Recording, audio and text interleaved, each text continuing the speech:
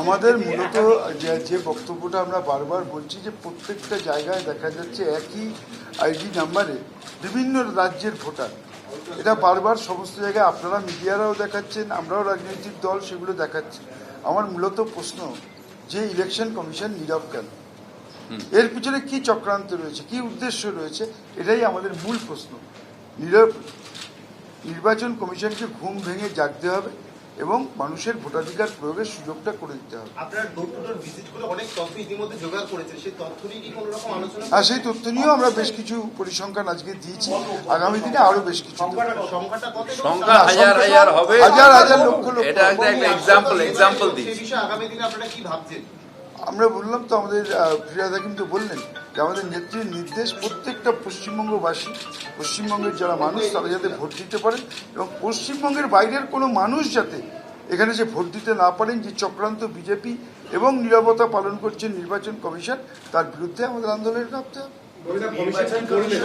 যেভাবে দাবি করছিল যে একই এপিক কার্ডের নাম্বারে একাধিক ভোটার থাকতে পারে, সেক্ষেত্রে অন্য রাজ্যের ভোটার হলে কোনো সমস্যার বিষয় নেই, এটা আপনারা কিভাবে দেখছেন? নির্বাচন কমিশনের সাফাই এটা একদম অবশ্যই একটা আইওয়াশ, এটা কোনোদিনও হতে পারে, এটা আইওয়াশ হবে কেন না, হতে পারে না, এটা চক্রান্ত। আগে যেরকম যেটা ফিরহাদ হাকিম বললেন, আগে পার্লামেন্টের নাম্বার, অ্যাসেম্বলির নাম্বার, তারপরে ভোটারের আইডি কার্ডের নাম্বার ছিল, তো সেটাকে চেঞ্জ করা হলো কেন? XYZ, ZYX এগুলো কেন করা হলো? এটার পিছনে একটা গভীর ষড়যন্ত্র রয়েছে, একটি রাজনৈতিক দলের ষড়যন্ত্র। এবং আমার একটাই প্রশ্ন, কেন এইসব জেনে শুনেও এখনো ঘুমোচ্ছে নির্বাচন কমিশন? আমাদের কাজ হচ্ছে নির্বাচন কমিশনকে জাগানো এবং মানুষ যাতে, পশ্চিমবাংলার প্রতিটি মানুষ যাতে ভোট দিতে পারেন, তার পবিত্র ভোটাধিকার প্রয়োগ করতে পারেন, সেটাই আমাদের মূল লক্ষ্য। দাদা, কমিশন তো টুইট করে বুথ লেভেল এজেন্টের কথা বলছে, যেগুলো রাজনৈতিক দলের আন্ডারে থাকে, তাহলে কিভাবে অন্য রাজ্যের মানুষ এসে এপিক নাম্বারটা দেখবে? এটা কোনো কথা হলো না, এটা কোনো কথা হলো না। আমার এজেন্ট থাকুক আর না থাকুক, ও কি তার রেসপন্সিবিলিটি ইলেকশন কমিশনে থাকবে না? আমি ধরুন দিলাম না এজেন্ট, তার মানে কি হলো? তার মানে কি তার রেসপন্সিবিলিটি চলে গেল? এটা আমার যেটা মূল ধারণা যে এর পিছনে একটা চক্রান্ত। রাজনৈতিকভাবে কোনোভাবেই মানুষের আশীর্বাদ থেকে, সমর্থন থেকে তৃণমূল কংগ্রেস এবং মমতা বন্দ্যোপাধ্যায়কে বঞ্চিত করা যাচ্ছে না। এবার কোনো কিছু করে যখন পারা যাচ্ছে না, তখন দেখা যাক যাতে ভোটার লিস্টে করা যায়। কিন্তু বাংলার মানুষ সজাগ, মমতা বন্দ্যোপাধ্যায় সজাগ, আমরা এর বিরুদ্ধে আমরা লড়াই করছি এবং আমাদের অর্গানাইজেশন রয়েছে, সংগঠন রয়েছে, সাধারণ মানুষ সঙ্গে রয়েছে, মামাটি মানুষ সঙ্গে রয়েছে। একটা বাইরের ভোটার যাতে না থাকে, তার জন্য যতখানি আন্দোলন করতে হয় আমরা করব।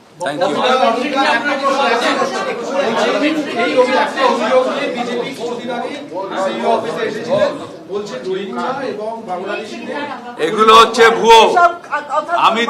আমরা তো বারবার করে বলছি, পশ্চিমবঙ্গের যে মানুষেরা থাকে তারা ভোট দেবে, বাইরের যদি কোনো মানুষ থাকে সে ভোট দেবে না।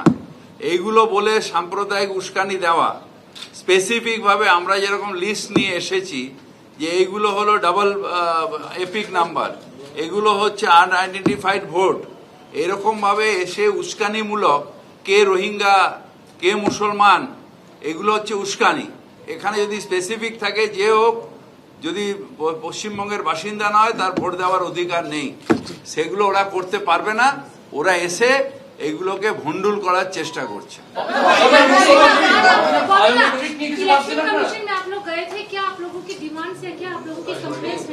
हम तो अभी बताया आपको, सब तो तीनों यूनिक आईडी नंबर, हमारा एक यूनिक आईडी नंबर, एक है फिजिकल वेरिफिकेशन, और हमारे जो वोटर है उसके वोट अधिकार है, बाहर के वोटर का हमारे यहाँ पर वोट अधिकार नहीं होना चाहिए। और सैटरडे और जब इलेक्शन वोटर जो रहते हैं यहाँ पर वही वोट देंगे। ভোটার লিস্টে যখন কাজ চলে তখন প্রতি শনিবার রোববার বিএলও এবং বিএলএ কে একসঙ্গে বসতে হয়। অল পলিটিক্যাল পার্টি বিএলএ মানে এজেন্ট, ব্লক লেভেল এজেন্ট, আর এটা হচ্ছে বুথ লেভেল এজেন্ট, আর হচ্ছে বিএলওরা অধিকাংশ জায়গায় উপস্থিত থাকেন না, সেটাও আমরা আজকে কমিশনকে বলছি।